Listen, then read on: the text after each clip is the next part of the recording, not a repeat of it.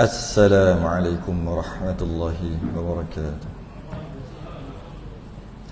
Innal hamdalillah nahmaduhu wa nasta'inuhu wa nastahdihi wa nastaghfiruh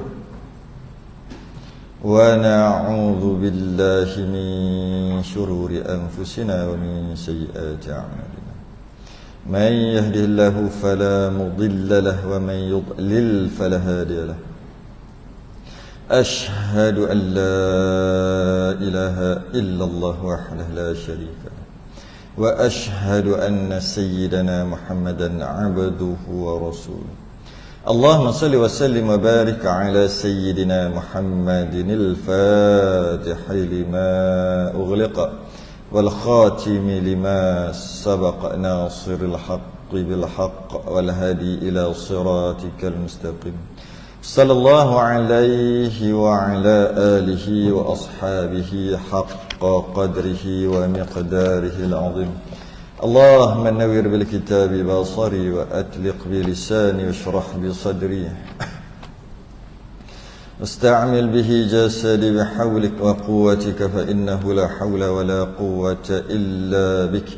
سبحانك لا علم لنا إلا ما علمتنا Innaka antal alimul hakim.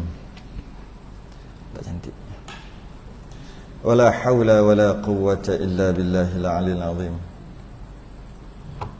Tinggi banyak sangat atas. Amma ba'du. Alhamdulillah, kita rafa'kan kesyukuran dan terima kasih kita kepada Allah Ta'ala. Kita sambung kitab perukunan 20 Rumi Jawi 7. Kali terakhir kita 12 bulan. Kat sebulan juga. Sebulan lepas. Itu kali terakhir. Yang mana kita berhenti fasal baru muka surat 20 yang Rumi tu. Qala al-musannif rahimahullahu ta'ala wa nafa'ana wa iyyakum bi'ulumihi fid darain amin ya rabbal alamin.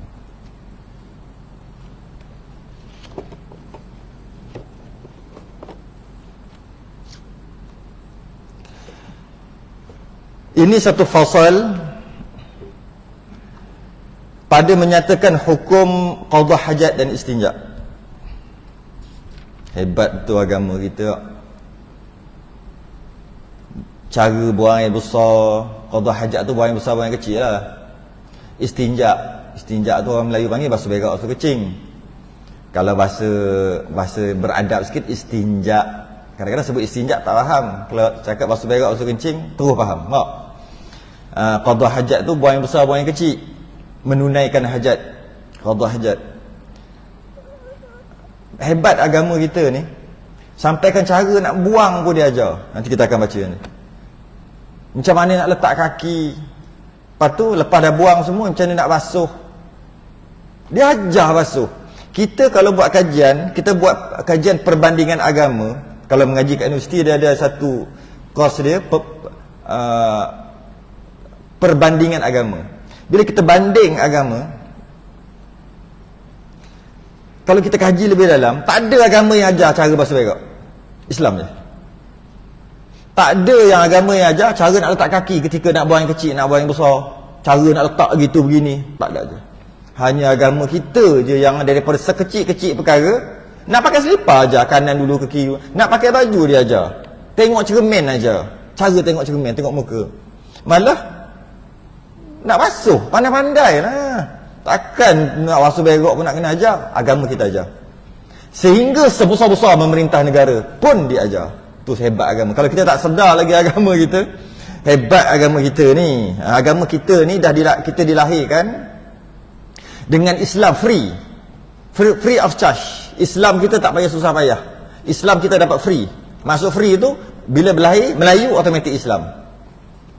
Bangsa lain tidak gitu. Lahir Cina, belum tentu ada Cina Islam, ada Cina Buddha, ada Cina Kristian, ada Cina macam-macam. India pun sama. Semua bangsa lahir-lahir Islam. Ada kata dua. Satu Melayu, satu Bangladesh. Bangladesh mazhab Hanafi, kita mazhab Syafi'i. Yang lain tak ada. Bila lahir-lahir, tengoklah agama apa. Malah dekat Arab sekalipun ada lahir-lahir Nasrani, yang maksudnya Kristian. Tapi kita kalau Melayu, lahir-lahir Melayu tu automatik dapat Islam percuma. Sedangkan bangsa dan agama tu dua perkara yang berbeza. Tapi tok nenek kita punya kerja kalau dulu hebat. Dia gabungkan agama dan Islam. Adalah keburukan. Sebab kalau orang Melayu buat salah, buat jahat, terpalit dengan Islam sekali. Itu dari segi keburukan. Tengok tu. Orang Melayu buat tu.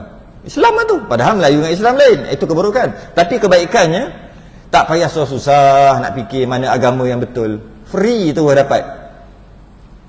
Saya selalu memikirkan, jika kita sekarang ni Allah takdirkan lahir dekat Taiwan tu, kat Jepun tu, agak-agak kita fikir tak nak masuk Islam. Ni perangai kita sekarang. Kita tahu perangai kita sendiri sejak lahir macam mana sampai besar, sampai umur sekarang. Kita cuba fikir, kalau Allah takdirkan aku lahir Taiwan ke, Korea Utara tu Korea Utara, lahir gitu dah. Lahir dalam agama tu lah, tak tahu lah agama apa di situ, Jepun ke. Agak-agak kita fikir tak nak cari Islam. Rasa tak tak? Tak lah tu lah. Kita kenal lah diri kita sendiri. Kita kenal diri kita sendiri. Tak payah nak kata tengok orang, kita kenal. Memang kita tak cari pun agama yang benar. Kita mujur je Islam. Rezeki Allah bagi. Nikmat yang paling besar, nikmat iman dan Islam. Lebih-lebih lagi, terima kasih dekat tok nenek kita. Dia dah fikirkan siap-siap, anak cucu aku yang tak ada harapan ni, contohlah. Dia dah nampak dah. Anak cucu aku tak ada harapan, kena buat sesuatu ni. Buat macam mana? Dia gabungkan agama dan Islam. Memang ada keburukan, tapi kebaikan pun ada. Jadi sekecil-kecil perkara, qada hajat, buang yang kecil, buang yang besar, dan cara istinja, cara menyucikan. Ketahui olehmu, hai talib. Talib tu penuntut ilmu lah. Bahawasanya ada bagi qada hajat itu 3 hukum. Buang yang kecil, buang yang besar pun ada hukum juga. 3 hukum. Bila sebut hukum ada 5. Wajib, sunat, harus, makruh, haram. Logik tak? Qada hajat haram ada, qada hajat makruh ada, qada hajat sunat ada. Malah kalau kita nak tambah lagi, boleh kita tambah qada hajat wajib ada. Macam sekarang terkasa nak qada hajat, kalau kita tahan berterabur dalamnya, maka wajib lagi qada hajat. Sebab bila najis masuk dalam masjid, hukumnya haram. Nak menyelamatkan kita daripada buat perkara haram, iaitu buang najis dalam masjid, maka wajib qada hajat. Dia kalau nak wajib, ada wajib. Wajib, sunat, harus ada tak? Kalau kita nak tambah lagi lah, dia kata 3, sebenarnya ada 5. Setiap perkara semua ada 5. Setiap perkara ada 5 hukum. Bila sebut semua ada 5. Makan nasi, apa hukumnya? 5. Makan nasi 5 hukum. Jadi boleh jadi haram, boleh jadi makruh. Apa makan nasi haram? Beras curi. Dah beras mahal lah, dia curi. Maka makan tu haram, makan nasi. Apa makan nasi makruh? Dah kenyang pun sumbat juga makan. Setiap ada makan nasi harus. Tak lapar, tak kenyang, makan aja. Macam kita, lapar pun tak, kenyang pun tak, makan. Harus. Apa sunat? Sunat makan. Dah lapar, baru makan. Macam Nabi, sunat. Apa wajib makan? Kalau tak makan, mati. Wajib. Semua perkara ada 5. Gosok gigi, berjalan, melompat, bergaduh, bunuh orang, semua ada. Ada kadang-kadang wajib. Semua ada 5. Tapi kalau dalam bab qada hajat, dia kecilkan kepada 3. Sebenarnya 5 juga, kan? Ada 5 juga. Yang pertama sunat, yang kedua makruh, yang ketiga haram. Maka qada hajat yang sunat iaitu, macam mana qada hajat sunat? Iaitu ketika qada hajat tu, apakah perbuatan sunat yang dilakukan? Yang pertama, menutup kepala. Ini kita tak buat dah.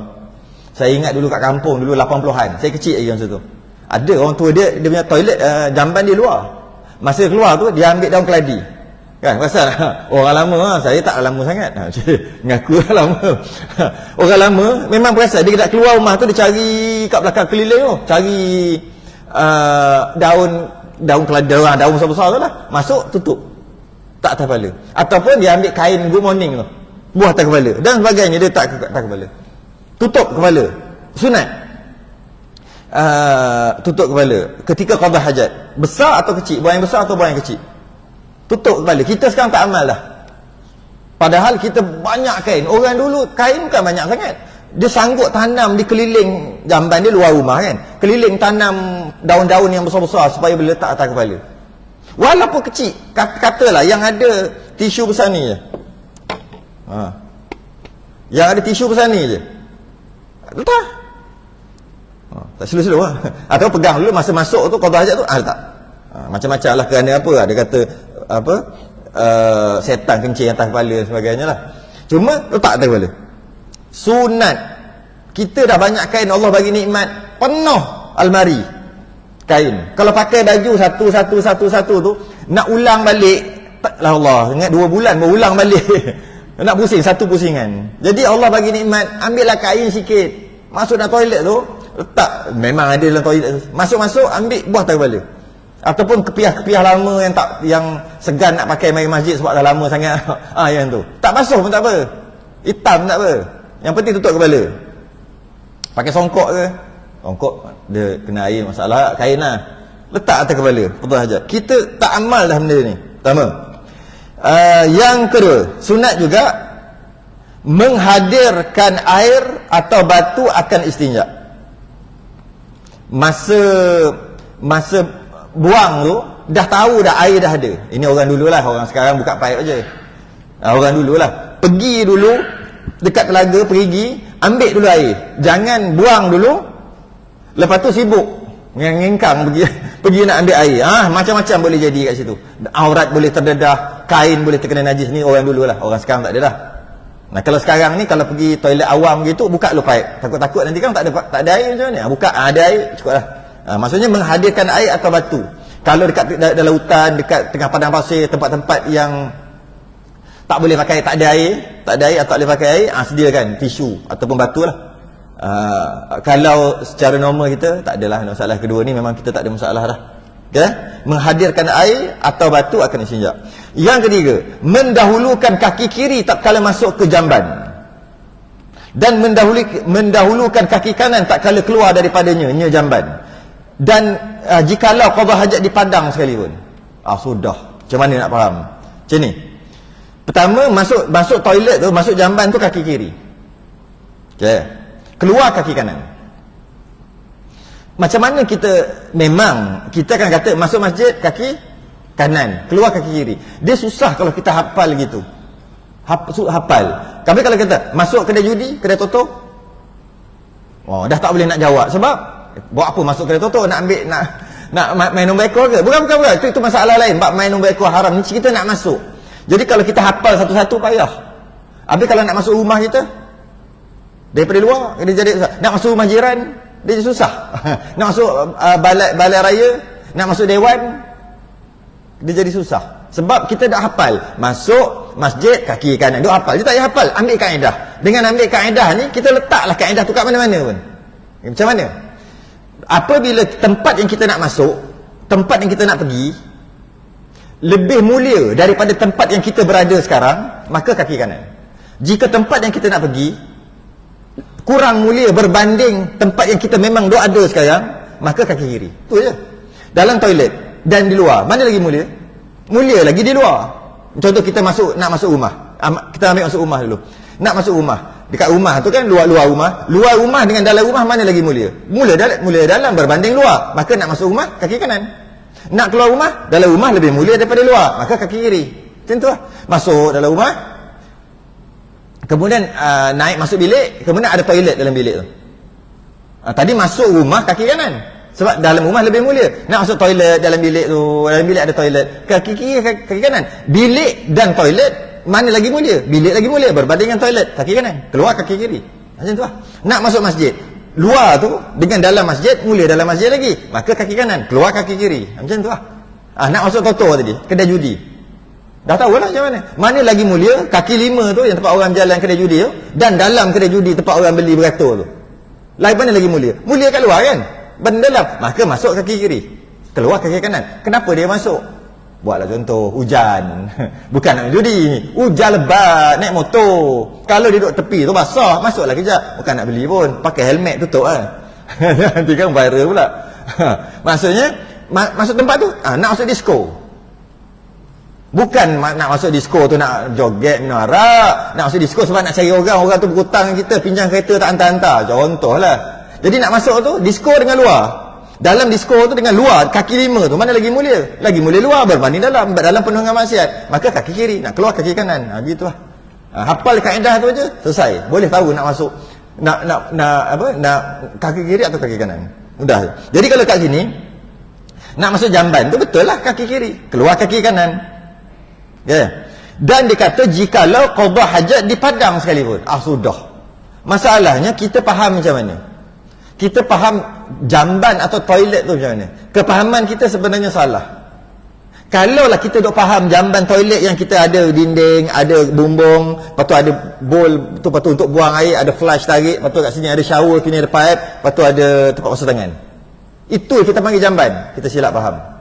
Kalaulah kita faham macam tu, macam mana dalam masalah nak qada hajat dekat padang, kaki kanan nak masuk tu kaki kiri, nak masuk ke mana? Langkah padang. Kalau padang tu bapak besar, kita nak berok kat tengah-tengah. Mana langkah kaki tu dekat mana? Longkang ke mana? Sebab salah faham tadi tu. Takrif jamban tadi tu. Takrif jamban bukan macam ni. Jamban tidak terkait dengan dinding. Saya ada bahas bab ni agak panjang, dia lebih kurang 2 jam. Cerita jamban 2 jam. Takrif jamban. Sebelum tu saya bahas takrif masjid 2 jam. Apa takrif masjid? Apa beza dengan surau? Apa beza dengan musalla? 2 jam. Bahas jamban pun 2 jam. Ada dalam YouTube, lama dah lah. Sebab kita nak bahas terlalu panjang. Dalam kitab kita pendek aja tulis. Nak bahas jamban tu apa 2 jam. Nak buang pun salah faham, salah tempat. Nak kaki kanan, kaki kiri kat mana? Okey. Yang pertama secara ringkas, jamban boleh saya kat YouTube lah nanti. Type nama saya atau type jamban kat belakang. Ustaz Jamban keluar. Dia punya type dekat YouTube. Lama dah lah, dalam 7-8 tahun lepas punya video. Masa muda lagi. Sekarang muda lagi. Jamban dia tidak berkait dengan dinding. Dia tidak berkait dengan pintu, dia tidak berkait dengan bumbung, dia tidak berkait dengan langsir dan sebagainya. Tak berkait. Kalau kita kaitkan dengan dinding, maka kita nak masuk aja pintu tu, kita kaitkan jamban tu dengan pintu, kita masuk pintu kaki kiri, keluar kaki kanan di pintu tu. Tidak. Kalau takrif kita faham jamban tu, kita salah faham lah. Bukan. Jamban tu, takrif jamban adalah tempat buang tu. Jadi kalau dalam toilet kita tu, tempat bulat pun lah, bowl tu je lah, yang tutup buka lah benda tu. Bowl tu sahaja, bersatu aja. Tempat lubang tu besar mana? Besar ni. Itulah jamban. Maknanya nak langkah kaki kiri tu bukan masa masuk kat pintu. Bukan. Langkah kaki kiri tu masa langkahan terakhir sebelum nak duduk. Tu kaki kiri. Kaki kanan tu lepas dah berdiri tu, langkah tu kanan. Bukan keluar pintu, masuk pintu. Bukan. Itu bukan jamban. Sebab apa? Situ shower, situ ada tempat basuh tangan. Tapi kita kata itu jamban lah sebab dia petak kan. 10 kali 10 ada? Besar sangat 10 kali 10. Kaya sangat. 7 kali 4 jamban dia kan, 7 kaki kali 4. Okey. Semua tu lah. Tak. Kalau 7 kali 4 semua jamban. Kalau dia buat besar sikit, 20 kali 20 jamban dia, takkan besar-besar semua tu nak masuk. Nak buang air tu. Besar jamban orang kaya. Takkan di awal-awal lagi dia langkah kaki dah. Bukan jamban dia tu. Itu tempat shower, tempat dia mandi. Habis tu kan ada dinding. Saya sebut awal-awal tadi kan. Jamban dia tak berkait dengan dinding, tak berkait dengan bumbung, tak berkait dengan hadangan, tak berkait dengan apa-apa. Dia berkait dengan tempat yang kita buat dengan bertujuan nak buang najis kat situ. Habis masuk-masuk kat pintu, kita ada niat ke nak buat pintu tu, nak buang najis kat depan pintu tu? Mana ada? Dan tempat qada hajat dia tak berkait dengan lubang sekalipun. Oh, ada lubang. Tak semestinya tak ada lubang pun tetap jamban kalau kita buat tu untuk. Contohnya, bukan buat lubang, buat petak je. Adalah tinggi. Buang kat situ. Dia tak masuk ke dalam pun. Dia bukan lubang. Dia cuma ada tile lah. Begini. Tile dia semua warna putih. Kat tengah tu ada tile warna hitam. Besar ni, 1 kali 1. 1 kaki kali 1 kaki. Orang tuan owner dia ni buat dengan niat untuk itu jamban. Maka tu dah jadi walaupun tak ada lubang. Jamban tak berkait dengan lubang, tak berkait dengan dinding, tak berkait dengan bumbung, tak berkait. Dia berkait dengan tujuan ataupun niat orang tu buat, owner dia tu buat nak buat apa. Maka itulah jamban. Habis kat sini, ini pipe, bukan tempat jamban. Itu tempat basuh kain. Ya ini singki. Singki lah bukan jamban. Ada ke niat buat singki tu? Nak naik atas tu, nak berak atas tu? Mana ada. Maka tu bukan jamban. Lepas tempat shower tu, ada ke niat masa orang buat tu, kita owner tu orang punya, masa buat tu, niat nak lepas bawah shower tu nak buang air kat situ? Tak. Maka dia tak berkait. Kalau habis tu lubang tempat air keluar, kan ada air kan, dia keluar lubang air kita mandi apa semua kan, itu kan kadang-kadang kencing juga kat situ, ada orang kata gitu. Bila bukan kadang-kadang, selalu ada kencing kat situ, adakah lubang tu jadi jamban? Tak juga. Sebab dia buat lubang tu bukan untuk kencing kat situ, dia buat untuk air keluar. Dah mau pergi kencing kat situ, nak buat macam mana? Maka tempat tu adakah jadi jamban? Tidak. Jamban hanya tempat yang diniatkan untuk qada hajat, maka dia jadi. Dia tak berkait dengan dinding, tak berkait dengan lubang, tak berkait dengan semua. Kalau lah asal buang air, buang kencing kat situ hari-hari, jadi jamban. Kalau budak-budak yang kencing kat tilam tu, dalam bilik atas tilam tu, jamban dia. Bila dalam kat jamban, haram baca Quran, haram sebut nama Allah. Sebab tu dia ada kaitan. Dia bukan kata, alah tak kisahlah nama mana-mana pun. Tak boleh. Yang pertama, kat sunat tu jangan salah buat. Sunat nak buat langkahan terakhir, bukan kat pintu. Yang kata kaki kiri, keluar kiri kanan.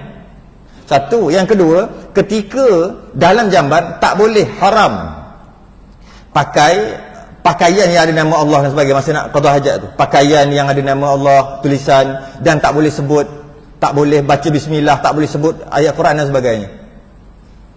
Itu hukum dia. Tapi kalau ni bowl tu, sebelah ni pipe, dia nak ambil wuduk, baca bismillah, boleh. Kat situ kebanyakan. Tapi pendek lah, panjang lagi perbahasan tu 2 jam. Berkaitan dengan apa salah faham tentang toilet tu. Macam ke R&R kita masuk pintu tu kan banyak jamban, masuk tu tak jamban lagi, belum lagi. Lepas tu masuk dalam tu ada bowl, kat bowl tu je jamban. Jadi ni dari sudut istilah yang pertama. Yang kedua dari sudut hukum. Apabila kita membicarakan tentang hukum, kita kena amanah dalam menentukan, dalam memberi hukum. Kita boleh kata, alah anggap jamban lah semua, tak apalah nak anggap, silakan anggap. Tapi dari sudut amanah dalam menyampaikan hukum, kena cakap satu-satu. Kita nak anggap, semua ni jamban aku tak nak sebut bismillah, tak nak beri dalam jimik, walaupun bukan bowl tu aja, semua aku tak nak. Macam yang kita duk faham lama tu. Tak apalah, anggaplah sedemikian, no problem. Tapi dari sudut amanah dengan hukum kena sebut. Jamban yang sebenar bukan semua. Kita nak namakan dia, kita punya pasal. Tak ada masalah lah. Cuma rugi kita nak ambil wuduk tak baca bismillah. Sebab dia kata dalam jamban mana boleh baca bismillah. Maka tak baca, rugi dah sunat kat situ. Kita nak anggap situ, silakan, sunat aja pun bismillah kan. Malah ambil wuduk dalam jamban hukumnya makruh. Maka kita menganggap kita ambil wuduk dalam keadaan makruh, sedangkan tak makruh pun. Sebab kita ambil wuduk bukan dekat jamban, sebelah bowl tu. Habis tu tak ada dinding. Jamban tak berkait dengan dinding, tak berkait dengan bumbung, tak berkait dengan lubang dan sebagainya.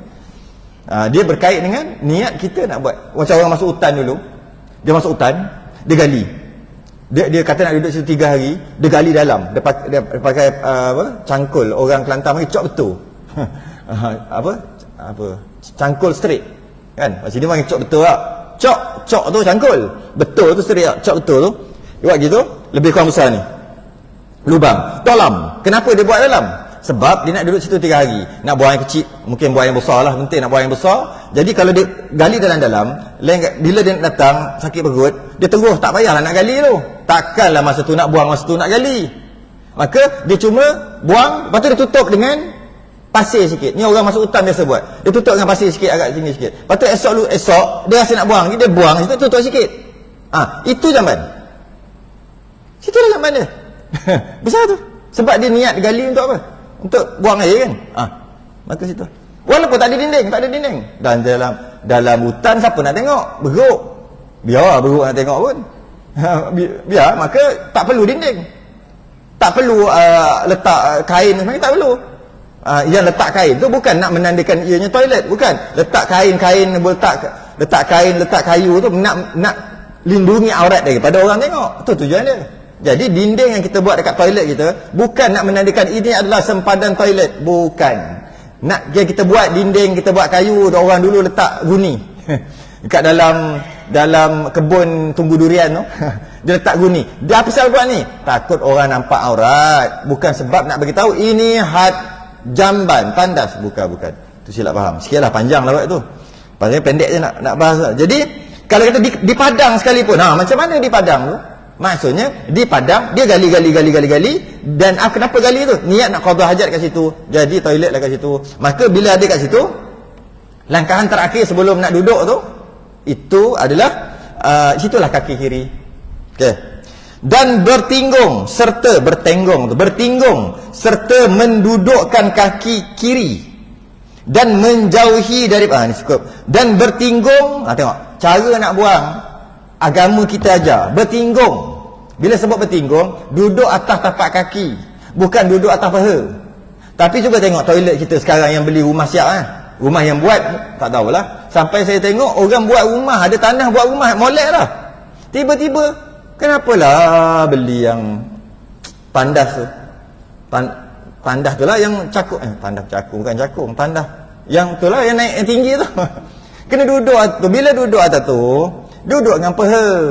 Nabi kita ajar jangan duduk dengan paha, buasir nanti. Lainlah ada penyakit, tak boleh duduk, dah berumur, tu lain. Baru lepas bersalin, itu memang kena duduk gitu, tu masalah sakit. Kalau normal, Nabi kita ajar nak duduk atas dua tapak kaki, bukan duduk atas paha ketika qada hajat. Nabi dah ajar kita dah, kita ikut orang kafir buat apa? Itu barat. Taklah berdosa.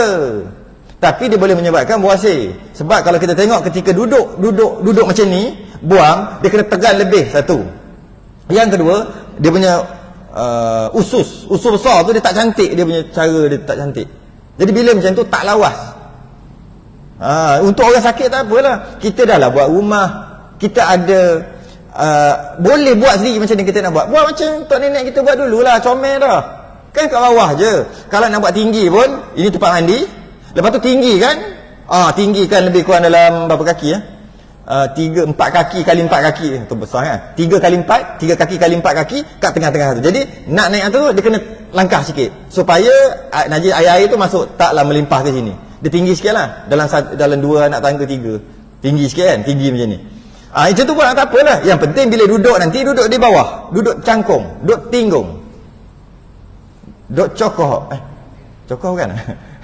Duduk tu. Janganlah duduk gini, kita dah buat. Kalau kita beli rumah nak macam mana kan, beli 200-300 ribu, memang dah pandah dia gitu, tak apalah nak buat macam mana. Yang ni kita buat sendiri. Sayanglah Nabi kita ajar terus duduk bertinggung atas, dan lepas tu pula kaki serta mendudukkan kaki kiri. Maksudnya mendudukkan kaki kiri tu maksudnya kaki kanan yang angkat, duduk atas kaki kiri. Kalau duduk atas paha, duduk macam ni, dia panggil duduk dengan paha. Duduk dengan paha, kalau kaki kanan kita angkat macam ni, jadi apa? Tak jadi apa, lutut naik sikit gitu kan.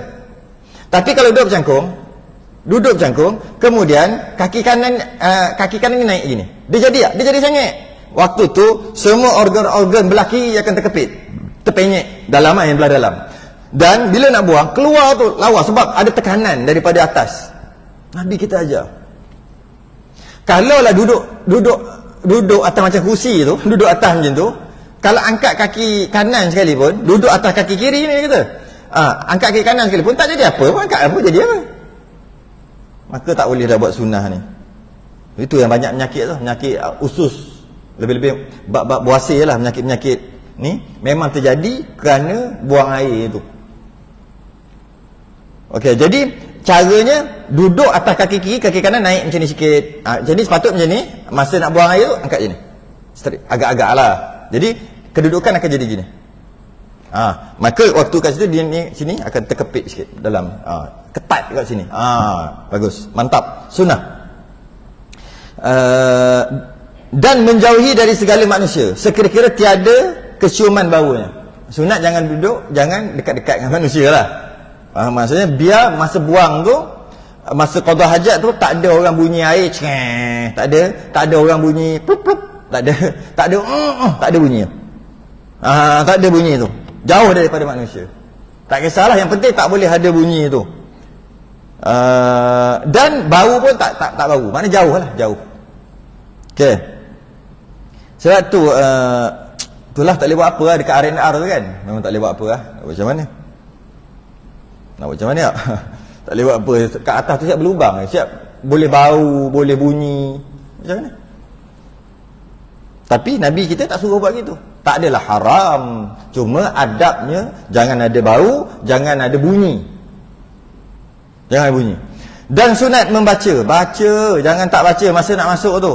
Bismillahi Allahumma inni a'udzubika minal khubuthi wal khaba'ith. Paling kurang kalau tak tahan sangat, bismillah. Bila baca bismillah je, jin yang kat dalam tu, setan yang duduk dalam toilet tu rumah dia. Memang tempat dia lepak kat situ. Bila baca bismillah paling kurang terhijab. Dia tak nampak dah.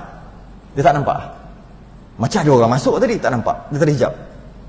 Kalau lagi cantik, baca Allahumma inni a'udzubika minal khubuthi wal khaba'ith. Ya Allah, aku berlindung daripadamu daripada setan jantan dan setan betina. Khubusi wal khaba'ith. Khubusi itu setan jantan, khaba'ith itu setan betina. Yang duduk dekat dalam jin lah, yang duduk dalam toilet tu.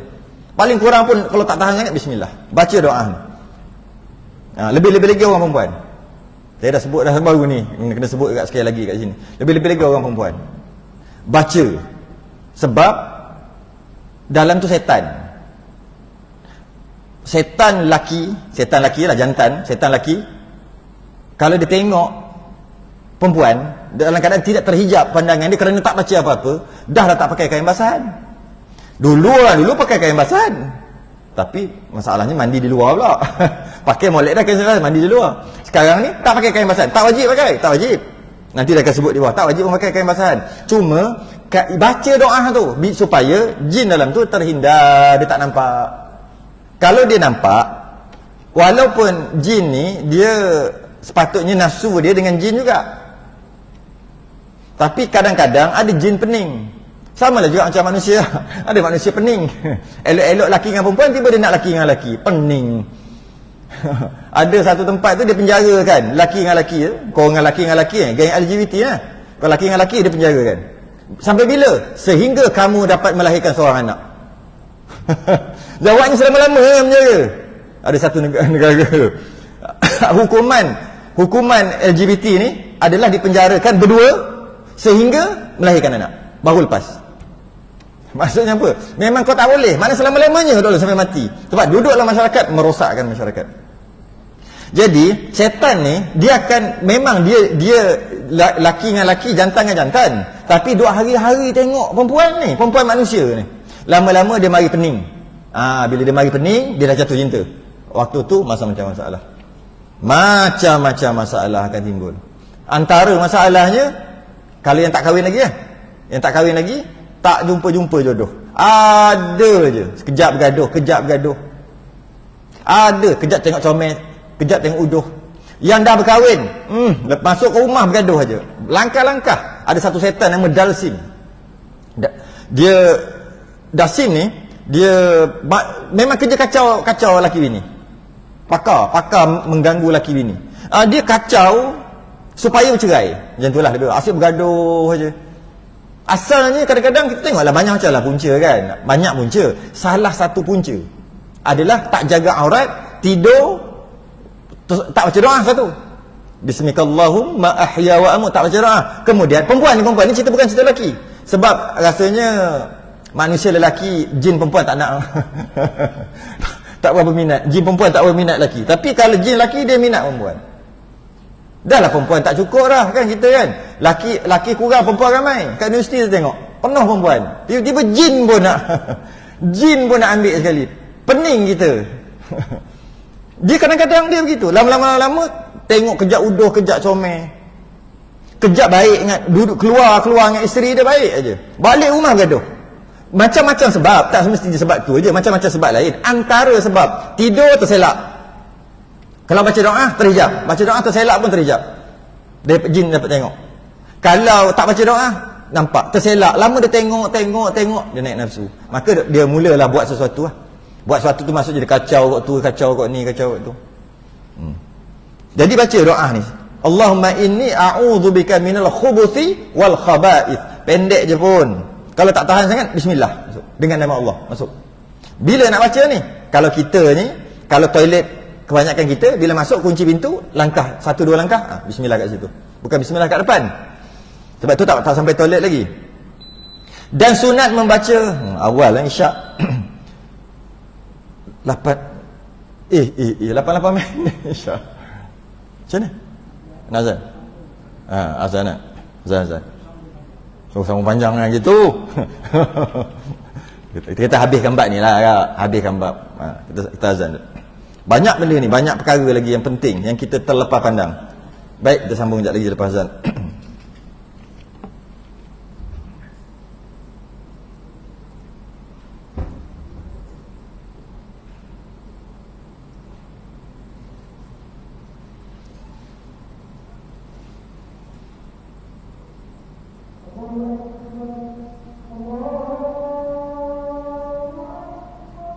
Allah.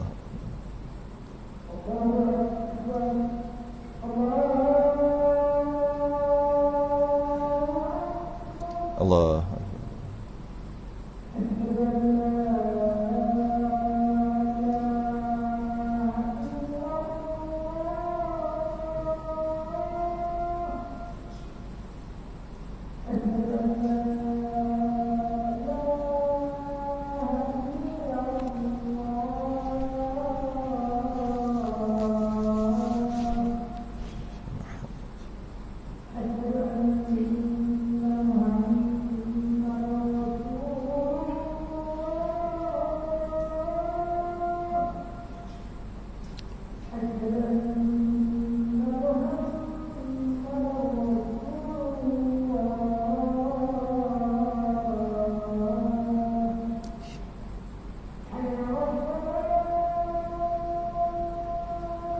La haula wala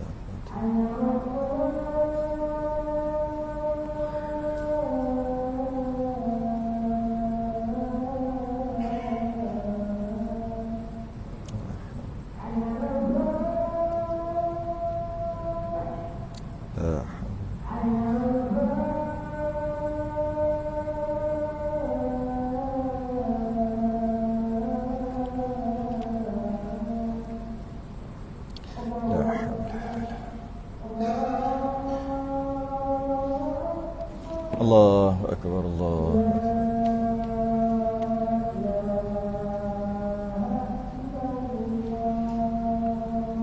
La ilaha illallah Muhammadur Rasulullah sallallahu alaihi wasallam. Allah rabbil tamah wassalatu والشرف والدرجة العالية الرفيعة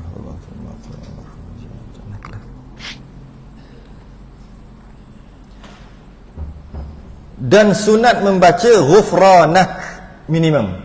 Lepas keluar tu dah settle nak keluar, lepas dah habis tu basuh-basuh nak keluar kan. Ghufranak itu minimum. Ampunkan aku ya Allah. Kalau cantiknya ghufranak alhamdulillahilladzi azhaba 'annil adza wa 'afani. Dia tak bagi makna dia. Ghufranak ya Allah ampunkan aku. Alhamdulillahilladzi maha suci Allah yang azhaba 'annil adza, yang menghilangkan daripada aku kekotoran, adza, cemar-cemar, kotor-kotor, wa'afani, dan menyihatkan aku. Sebab keluar-keluar ni sihatlah. Kalau tak keluar tu tak sihat. Bila keluar tu sihat. Ghufranak yang pertama. Kenapa minta ampun? Apa hal? Takkan nak berak kencing pun, lepas berak kencing minta ampun dengan Allah? Bukan buat dosa pun. Dah sakit perut. Kenapa minta ampun? Kerana ketika qada hajat haram baca berzikir alhamdulillah, Allahu akbar, la ilaha illallah, haram. Haram baca Quran, haram sebut nama-nama yang mulia ketika qada hajat. Jadi waktu tu tak boleh qada, tak boleh sebut Allah, tak boleh bismillah, semua tak boleh kat mulut ketika qada hajat tu. Berapa lama? Katalah 5 minit. 5 minit tak boleh sebut kat mulut. Lepas tu dah basuh apa semua? Maafkan aku ya Allah, ghufranak ya Allah, ampunkan aku. Kenapa? Tak boleh sebut namamu tadi. Itu maksud ghufranak, maafkan aku, kerana tak boleh sebut namamu. Kalau nak sebut tapi tak boleh sebut, maafkan aku. Padahal bukan sengaja. Nak qada hajat hukumnya haram. Itu minta ampun ghufranak. Dan alhamdulillahilladzi segala puji bagi Allah yang azhaba menghilangkan anni daripada aku, adza, kekotoran, memang kotor lah. Kalau duduk najis, duduk dalam usus lama sangat pun darah boleh jadi kotor dan macam-macam penyakit boleh jadi. Maka dapat keluar kekotoran, wa'afani, dengan keluarnya afiat, sihat. Kerana kenapa alhamdulillah? Kenapa bersyukur setelah keluar? Lepas minta ampun kerana tak boleh berzikir, tak boleh baca Quran ketika itu. Kenapa alhamdulillah? Bersyukur kerana kita ni, tubuh badan kita, masalah kalau dibandingkan yang keluar dengan yang masuk, lebih boleh tahan yang masuk, boleh tahan yang nak masuk berbanding nak keluar. Contoh lapar perut ni, boleh tahan tak agak-agak 5 jam? Mati tak? Tak mati. Silat-silat esok pun tak mati lagi kalau tak makan. Maknanya nak masuk sesuatu boleh tahan, badan kita memang kuat tahan. Tapi kalau nak keluar, najis tu dah bagi signal lah, nak keluar, kita pun tahan lagi 5 jam, boleh? Berterabur. Berterabur. Beritahu kat orang bawa bas, duduk dalam bas, tak ada toilet kat belakang. Biasa dulu ada kalau jalan jauh-jauh, ni tak ada kat belakang. Sakit perut ni, ujung lah, kukik dah keluar. Dia kata, bang driver, minta berhenti kejap lah, saya memang tak tahan ni. Dia kata, kita tunggu kat RNR lagi 2 jam. Jangan buat hal berterabur dalam tu. Seorang tak boleh duduk busuk. Makna, tapi kalau kata, bang, saya lapar perut bang, berhenti kejap makan, 2 jam lagi sampai RNR, okey tak? Mati tak? Boleh tahan. Jadi benda yang nak masuk kita boleh tahan, kuat kita dari sudut menahan berbanding yang nak keluar. Tiba-tiba Allah bagi keluar, tak syukur lagi. Tu alhamdulillah, syukurlah. Sebab Allah bagi keluar. Kalau Allah tak bagi keluar, saya ada kawan seorang, dia tak boleh kencing batu karang. Menangis dia. Macam mana lah, tolonglah, macam nak buat. Mana aku tahu, ludah lah sikit. Dia suruh kita ludah. Baca-baca tuih lah, ludah lah sikit. Aku nak ludah apa? Tak ngerti, aku bukan belajar benda ni. Tolonglah, dia kata. Nak kencing tu, air kecil tak keluar langsung. Dia kena teran. Teran tu keluar sikit je. Kadang-kadang campur darah. Sikit je keluar. Dia kata, air kencing, air mata, banyak air mata lagi pada air kencing keluar. Menangis dia. Tolonglah. Masa tu saya dengar cerita tu, kita baru sedar kencing ni nikmat rupanya. Sebab apa kita tak terasa ianya nikmat? Sebab tak pernah kena gitu. Bila tengok muka dia, Allah, nikmatnya kencing rupanya. Jadi bersyukur tak boleh kencing? Bersyukur. Sebab tu alhamdulillah, terima kasih ya Allah bagi boleh keluar. Memang azab kalau tak boleh keluar. Azab. Malah yang boleh keluar tapi keluar ke perut ni, tebuk ni, itu pun azab. Padahal itu keluar tak boleh kontrol. Dia keluar je, betul ada tong, stoma bag nama dia. Keluar duk gantung. Itu pun dah azab dah. Padahal itu keluar azab dah tu. Walaupun dia keluar. Jadi tiba-tiba kita punya kantong dia panggil pundi-pundi semua elok. Bila kita grip dia tak keluar. Bila kita longgarkan keluar. Tiba-tiba dan kita pergi masuk toilet boleh. Duduk keluar. Duduk keluar. Tak bersyukur ke? Memang tak bersyukur. Sebab apa? Sebab kita tak pernah kena sakit. Lepas kena sakit baru tahu. Tapi tak naklah kena sakit. Jadi kita tengok pengalaman orang, kita bersyukur. Sebab kita tak rasa. Kita rasa macam biasa je. Sedangkan antara nikmat yang terbesar adalah nikmat dapat buang yang kecil, buang yang besar. Nikmat. Lebih nikmat daripada makan sebenarnya. Dia lebih nikmat daripada makan. Makan pun nikmat juga. Keluar, tak kala keluar tu baca ghufranak, jangan lupa. Dan qada hajat yang makruh. Yang makruh pula. Apa dia yang makruh? Yang pertama, qada hajat besar atau kecil pada air tenang.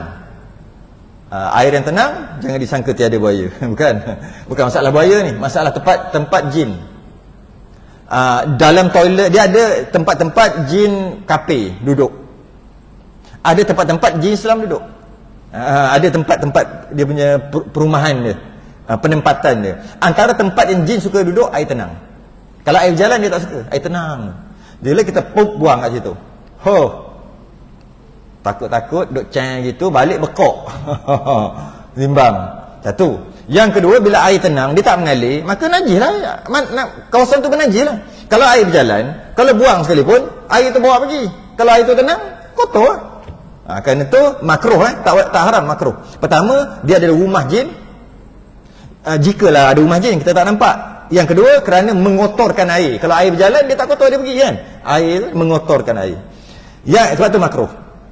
Yang kedua, dan pada air yang sedikit yang mengalir pada liang tanah.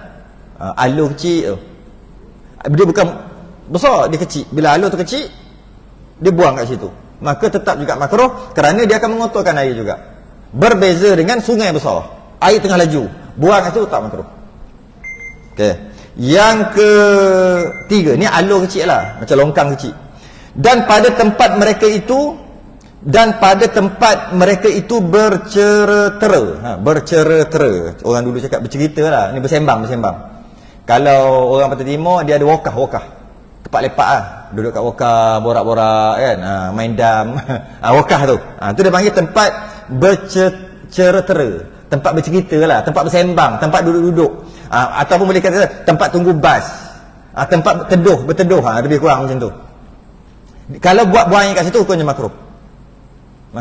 Yalah, tempat orang duduk, dia buang kat situ. Makruh. Melainkan pada tempat mereka itu berbuat maksiat. Kalau atas tu dia buat maksiat, main judi atas tu, berzina ke atas tu ke apa, waktu tu maka harus qada hajat di sana. Boleh qada hajat. Malah bukan harus, malah sunat. Sebab apa? Sebab memang ada contoh, iaitu ketika Abrahah ni dia buat Kaabah juga satu. Dia belah Yaman sana. Dululah, sebelum tu bukan nama Yaman lah. Dia belah ke sana. Abrahah ni bila dia tengok Kaabah ni, bila Nabi ada Kaabah ada, pakat-pakat bukan. Ada berhala, bukan ada Nabi. Nabi masa tu belum lahir lagi. Sebab Nabi lahir tahun gajah kan. Tahun gajah tu Abrahah kan menyerang kan. Jadi maknanya sebelum tu. Maknanya waktu tu Nabi tak lahir lagi. Dah dekat-dekat nak lahir.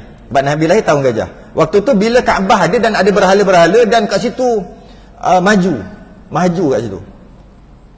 Bila maju, sebab ada air Zam-Zam, bila maju kat situ jadi bandar yang besar. Abrahah, dia kampung dia belah-belah itulah, belah Yaman lah. Kalau sekarang ni Yaman, dia kata tak boleh jadi, kita kena buat macam Kaabah juga supaya orang datang tawaf. Kita boleh membangun tempat kita pun boleh buat lagi canggih pada dia. Maka dia buat satu lagi macam Kaabah, lagi besar, lagi hebat. Tapi Allah tahulah, tempat main buat macam tu Kaabah, walaupun ada berhala pada waktu tu, tapi tetap juga asal Kaabah binaan Nabi Ibrahim. Malah setengah riwayat kata binaan Nabi Adam lagi, yang rosak ketika Nabi Nuh, ketika banjir ketika Nabi Nuh rosak. Bila rosak, Nabi Ibrahim dan Nabi Ismail cuma bangunkan balik je Kaabah tu. Jadi maknanya tu dia adalah binaan yang mulia sejak asal. Tiba-tiba Abrahah ni pergi buat macam mana? Buat sendiri. Orang tak mari. Kenapa orang tak mari? Sebab antaranya ada orang dia berok kat situ. Dia tahu tu tempat tu mengarut tempat ni. Dia kencing, baling, berok baling, kencing di situ, berok di situ. Sebab tu orang tak pergi kat situ. Itu antara sebab apa ada hukum ni. Begitu juga kalau kita tahulah dekat Wakah tu, tempat tu orang isap dadah ke, ni kawasan orang isap dadah kat sini. Kawasan ni kawasan orang berzina. Berdua-duaan buat dosa kat sini, maka sunat pergi buang air kat situ. Kalau nak buang air takut orang nampak, buang dalam plastik, lepas tu baling. Sunat. Sebab nak mencegah kemungkaran. Tu. Lepas tu dia kata kat sini, melainkan pada tempat mereka itu berbuat maksiat, maka harus qada hajat di sana. Biar kotor. Macam disko tu buat tapi kena tanggung sendiri je. Tempat-tempat yang disko, tempat orang minum arak tu, ambil air kencing najis. Allah. Itu cari balas tu. Kalau nak kira tempat tu apa dia panggil? Itu ada kamera. Try buat. Tahu radio car datang rumah. Tempat maksiat lah. Kat situ sebenarnya pun tak elok juga. Macam itulah, tempat jahat, tempat tak elok kan. Macam tu lah. Okey. Yang keempat, dan lagi makruh qada hajat di bawah pohon kayu yang berbuah yang dimakan buahnya. Logik lah. Buah dia qada hajat kat situ, orang nak ambil buah tapi jat najis dia, atau buah jatuh kena najis tu. Jadi makruh, memang makruh lah. Logik lah di situ. Tapi kalau pokok tu tak berbuah, maka tengok dulu. Jika ada orang berteduh, makruh juga. Jika tak ada orang berteduh, tak makruh. Okey. Dan qada hajat yang haram pula. Tadi yang sunat dah selesai, yang makruh dah selesai, yang haram. Qada hajat besar atau kecil dengan disengaja membawa sesuatu daripada sesuatu yang ada tersurat dalamnya nama Allah, nama Nabi Allah dan nama malaikat. Hati-hati tu. I love Muhammad. Kan ada yang baju tu kan. Masa pergi mana-mana RNR ke tempat-tempat awam, wajib pecah baju. Masuk pecah baju, terbalik kan, gantung bau tu. Jangan pakai baju sekejap, hukumnya haram. Haram ketika bukan masuk toilet tu, ketika qada hajat tu. Bila pakai tu I love Muhammad, apa lagi? Macam-macam sallallahu, macam-macam ada sekarang. Ada belakang tu 25 nama-nama Rasul. Ada macam-macam sekarang. Alif lam lam ha kat belakang. Macam-macam. Okey, bagus, tak ada masalah. Tapi pertama, jaga adab, jangan langkah. Yang kedua, jangan bagi kena najis. Yang ketiga, jangan masuk toilet. Tu. Kalau itu surat nama Allah, nama Nabi, nama malaikat bersama. Jibril. Mikail ada. Tak boleh. Muat masuk toilet boleh, tapi tak boleh kencing berak. Nak kencing berak, pecat. Yelah, dalam bilik air mana ada orang tak? Pecat lah. Sangkut, baru buang. Setengah ulama tambah satu lagi. Apa dia? Nama dia sendiri. Nama diri dia sendiri. Itu orang pejabat kan ada nama kan? Macam mana nak buat? Pecat pin tu buat dalam poket. Jangan bagi nampak nama dia. Kerana antara nama yang mulia adalah nama kita. Setengah ulama tambah. Dalam kitab kita tak ada. Setengah ulama tambah. Nama kita sendiri pun, kalau tak pergi haram, sebab ni haram. Kalau tak pergi haram pun, nama kita dia pergi kat makruh. Dia tak ada mungkin sunat ke, tak ada. Dia, kalau tak haram pun makruh nama kita. Sebab nama kita juga mulia. Jadi macam mana nak buat? Kalau orang kerja pejabat yang ada nama tu kan, kalau ada yang pakai apa, pakai yang ada nama tu, pakai macam-macam tu kan, yang tu maka ambil berang poket. Tak apa, berang poket tak apa. Buat dalam ni tak apa. Jangan ada terdedah. Jangan terdedah. Mudah kata, jangan kena udara toilet. Itu bahasa saya sendiri lah. Jangan boleh kena udara. Macam tu juga cincin. Ada cincin ada nama Muhammad Rasulullah. Nak tiru Nabi. Cincin Nabi ada Muhammad Rasulullah. Tiba nak masuk toilet, tak boleh. Macam mana? Terbalikkan cincin tu, genggam. Istilahnya, jangan bagi kena udara. Bukan semestinya, maksudnya tak nak bagi nampak. Jangan bagi cincin tu kena udara. Rasulullah, Muhammad Rasulullah tadi. Terbalikkan, genggam. Salahnya nak cuci macam mana pula? Nak bagi tahu hukum je. Okey. Seterusnya. Dan banyak lagi ni. Dan qada hajat menghadap kiblat atau membelakangkan dia dengan kubul atau dubur. Haram. Tapi ada kait-kaitnya jika tiada berdinding. Jadi kalau tak ada dinding, menghadap kiblat haram, membelakang pun haram. Kata tu kiblat, ni kiblat. Buang air menghadap sana. Buang air dia gini, dia detailnya bukan gitu. Dia tak umum, dalam kitab kita umum. Dia detailnya macam ni. Buang air kecil menghadap kiblat haram, membelakang tak haram. Buang air besar menghadap kiblat, membelakangkan kiblat haram, menghadap tak haram. Ulang balik. Buang air kecil menghadap kiblat haram, membelakang tak haram. Buang air besar menghadap kiblat tak haram, membelakang yang haram. Okey. Cuma ada ke orang boleh buang air besar, tak buang air kecil? Tak boleh. Jadi buang air besar automatik depan belakang haram. Dia kena ikut step. Jadi buang air besar depan belakang, sebab buang air besar dia automatik, yang kecil buang sekali. Jadi jika macam tu, buang air besar depan belakang haram, buang air kecil depan saja haram, belakang tak haram. Dan setengah ulama dia tambah lagi. Yang ini haram ni haram. Setengah ulama tambah lagi makruh jika menghadap Masjidil Aqsa. Mana Masjid Aqsa? Kita tak pernah. Masjidil Haram, menjara Kaabah lah, kiblat kan, haram menghadap, membelakang pun haram, buang yang besar tadi. Itu 29 berapa? 292. Besar 293, 292. 291. Saya pun tak ingat. Rasa 292 ke? 293. Area tu lah. Tahu tak benda apa ni? Tahu kan, dia kompas dia tu. Okey. Itu adalah menghadap Masjidil Haram. Menghadap Masjidil Aqsa adalah 299. Tak tahu nak cakap 299 gini. Yang ini makruh, tak haram. Sebab apa? Sebab Masjidil Aqsa adalah kiblat pertama umat Islam. Umat Islam ketika zaman Nabi 17-18 bulan menghadap Masjid Aqsa, bukan menghadap Kaabah, walaupun duduk kat Mekah. Maka dia adalah kiblat yang pertama, Kaabah adalah kiblat yang kedua.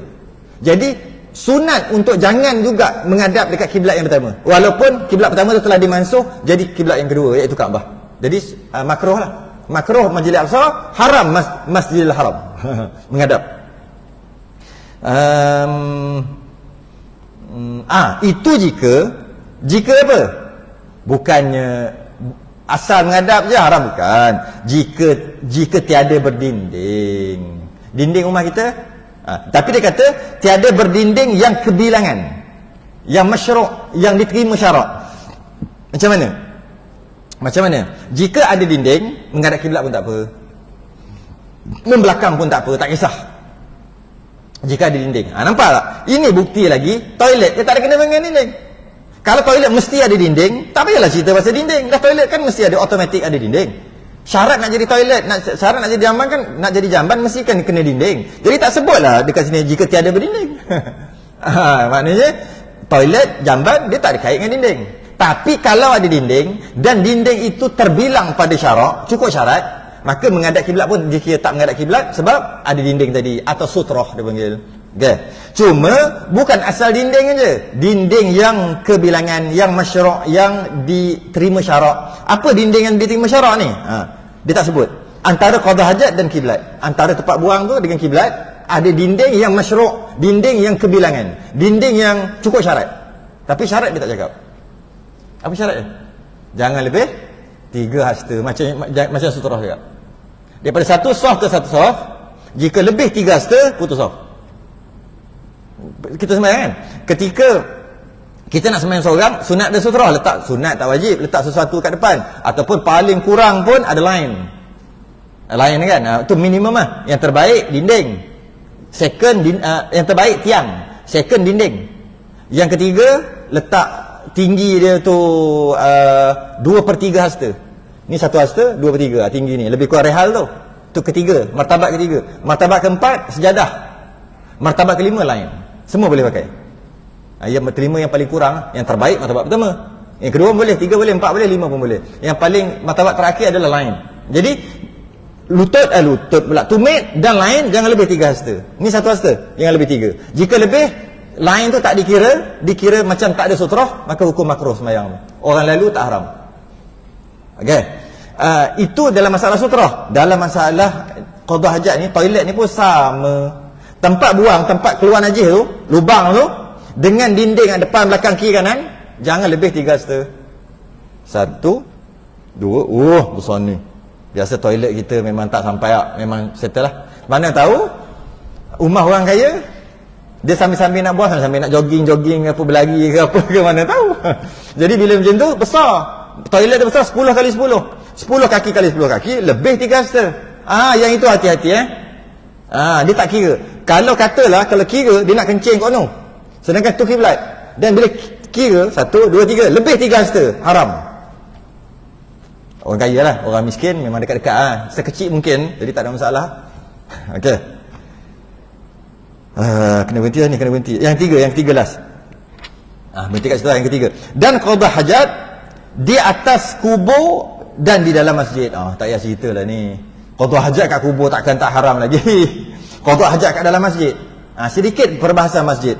Habis kan ada masjid yang buang yang besar, buang yang kecil, toilet di dalam masjid. Mungkin kita tengok, kita boleh kata luar lah, belah sana. Ada masjid yang dalam.